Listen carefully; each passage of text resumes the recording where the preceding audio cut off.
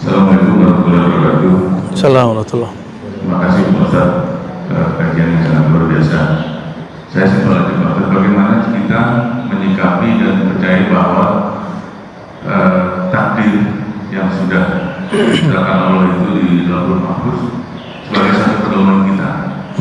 Paralel dengan itu, bagaimana juga kita menyikapi satu kondisi yang harus kita upayakan dengan sebuah usaha dari diri kita sendiri terhadap satu kondisi, dengan arti sampai batas mana limit itu, supaya kita tidak salah paham, menyimpang. Ya. Terima kasih. Assalamualaikum warahmatullahi wabarakatuh. Assalamualaikum warahmatullahi wabarakatuh. Dulu waktu membahas takdir, pecahlah umat Islam menjadi dua kelompok. Kelompok pertama namanya Qadariyah, kelompok yang mengatakan takdir di tangan makhluk. Kalau di Cina itu aliran Taoism, ya, takdir itu nggak ada, kita yang buat takdir sendiri. Itu aliran Qadariyah, bukan Qadiriyah. Qadiriyah pengikut Syekh Abdul Qadir Al-Jilani, ya. Qadariyah ini banyak dipakai oleh aliran-aliran Mu'tazilah,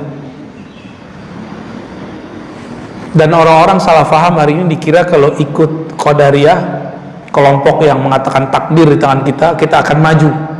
Itu keliru besar, nggak ada hubungannya. Lalu ada kelompok anti dengan itu, disebut kelompok Jabariyah, bahwa semua takdir di tangan Allah dan kita zahir batin dipaksa oleh Allah, disebut majbur. Kelompok ini disebut Jabariyah. Dulu di Banjar ada Syekh Muhammad Arsyad Al-Banjari pernah membahas ini. Syekh Abdul Somad Palembani pernah bahas ini. Syekh Abdul Rauf Singkili pernah bahas ini. Syekh Nuruddin Araniri dari Aceh juga pernah bahas ini. Sampai zaman sekarang, sampai ke Buton itu ada Sultan Muhammad Aidrus. Saya pernah meneliti dan mentahqiq risalah beliau Hadiyatul Bashir, itu juga membahas bab ini. Ternyata ini perdebatan berkembang sampai kemana-mana. Jadi ada orang yang ketika dia bermaksiat, dia salahkan Allah. Kenapa kamu minum khamar? Sudah takdir gitu. Gitu. Kenapa kamu bermaksiat? Sudahlah, itu kehendak Allah. Kalamnya benar, tapi maksudnya nggak benar. Semuanya kehendak Allah, benar nggak? Tapi dia sedang mempersalahkan Allah. Ahlus sunnah mengajarkan dua hal. Pertama namanya kasab atau ikhtiar, yang kedua adab. Dua kelompok ini kemudian ditengahi, muncullah imam namanya Abul Hasan Al-Asy'ari. Imam Abul Hasan Al-Asy'ari mengambil jalan tengah. Karena jalan tengah berarti nggak ikut kiri, nggak ikut kanan. Jadi kelompok yang ternyata kelompok itu bersambung kepada Rasulullah SAW.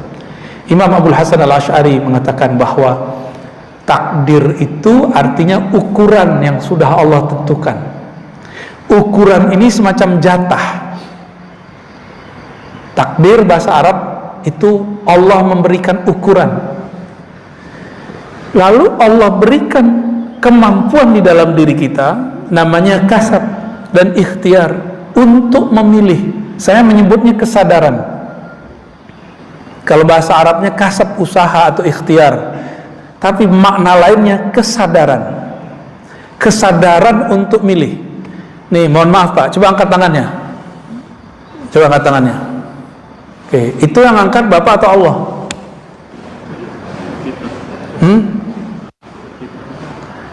Kita memilih untuk mengangkat. Kalau Bapak jadiin gampar orang, itu yang gampar Bapak atau Allah? Kita gampar. Kita nggak boleh mengatakan Allah lah yang menggampar, nggak boleh. Inilah adab Sayyidina Al-Khidir. Sayyidina Al-Khidir ketika beliau mempertunjukkan demo di depan Sayyidina Musa alaihi wassalatu wassalam, bunuh anak kecil, merusak kapal, dan tidak minta upah. Apa kata beliau? Tidaklah aku lakukan itu dari perintahku,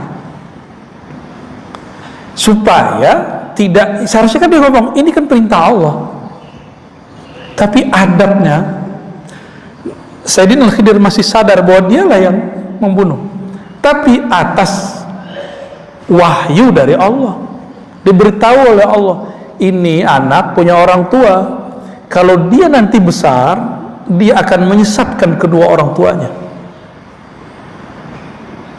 Diberikan pemahaman begitu oleh Allah, Sayyidina Al-Khidir kemudian memilih untuk menyelamatkan si anak sehingga meninggal sebelum balik masuk surga, orang tuanya juga masuk surga.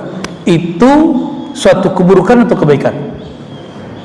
Tapi zahirnya dibunuh, kira-kira begitu. Sayyidina Al-Khidir sadar dalam membunuh anak kecil itu, tapi dalam batinnya ada satu tujuan pemahaman, maka dia tidak mengatakan yang membunuh Allah, gitu ya. Bisa memahaminya, memilah-milahnya. Maka kita ada satu bab setelah ikhtiar dan kasab yang disebut adab. Contoh kedua, kalau dapat benda baru, kita dikasih Allah kasih rezeki mobil baru, rumah baru, apapun yang baru, lalu kita berdoa, Allahumma inni as'aluka khairah wa khaira ma jabalta alaih wa khaira ma fihi wa khaira ma jabalta alaih. Ya Allah, aku memohon kebaikan yang ada di dalamnya dan kebaikan yang engkau letakkan di dalamnya. Tapi giliran buruk, kita nggak boleh ngomong, ya Allah aku minta kebaikannya dan keburukannya dan keburukan yang engkau letakkan, nggak boleh. Allahumma inni a'udzubika min syarriha wa min syarri ma fiha. Selesai. Nggak boleh ngomong wa min syarri ma jabalta fiha, dari keburukan yang engkau taruh di dalamnya, nggak boleh. Itu bab adab. Inilah perbedaan akidah orang yang bermakrifat. Itulah gabungan antara akidah dan makrifat. Orang cuma belajar akidah, nggak sopan pada Allah, itu jadi qadariyah mah. Ya berarti mereka nggak punya makrifat. Saya usut-usut, dari mana Imam Abul Hasan Asy'ari paham ini? Ternyata beliau pernah berguru kepada Imam Ruwaim, Imam Junaid Al-Baghdadi, pernah berguru kepada imam-imam ahli rohani, imam-imam yang mengikuti pola-pola Nabiullah Khidir, yaitu ikhtiar dan adab. Gitu Pak ya, dikunyah-kunyah aja dulu Pak ya, insyaallah bermanfaat. Cukup? Ada lagi?